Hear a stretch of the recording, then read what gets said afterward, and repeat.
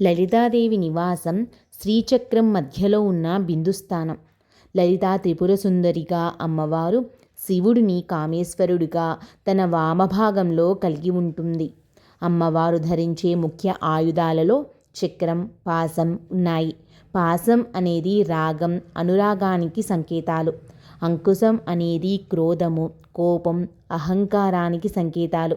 అమ్మవారు వీటిని కలిగి ఉండడం అంటే భక్తులు ఈ రెండు భావోద్వేగాలను అదుపులో ఉంచితే వారికి సకల శుభాలు కలుగుతాయని చెప్పడమే.